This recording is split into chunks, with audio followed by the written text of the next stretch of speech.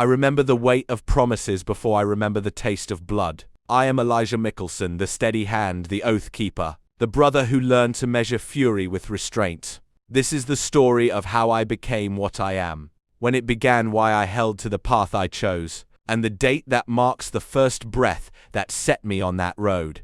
I was born on the 5th of March 970 in a house of low fires and high expectations. My mother taught me the old prayers. My father taught me the geometry of honor. From the first I learned to listen for the small things, the tremor in a voice, the shift of a foot, the quiet bargains made behind closed doors.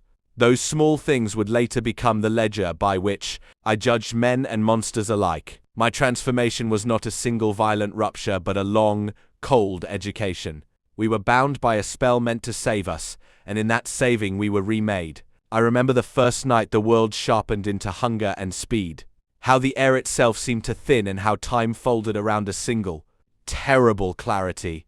I kept my vows then, as I keep them now, to protect my family, to hold the line between what we were and what we might become. Immortality taught me patience. It taught me how to wait until the right moment to act. Why did I choose the path I did? Because I believed in order when the world offered only chaos. I watched my siblings burn with pride, with grief, with reckless love, and I learned that without someone to steady the course, everything we built would be lost.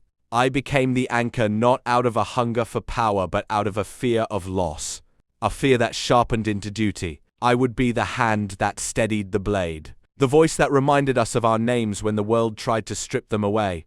The turning night.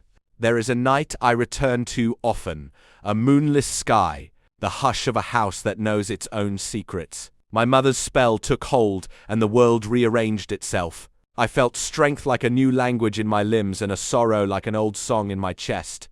The first time I looked upon my reflection and did not recognize the man who had once been. I made a promise to myself and to my blood that I would not let immortality erode the principles that made us human. I keep my birthday as a quiet compass. 5. March 970. It reminds me that I was once a son before I became a legend, that I once feared the dark for reasons that had nothing to do with power. Centuries have taught me strategy, restraint, and the cost of mercy.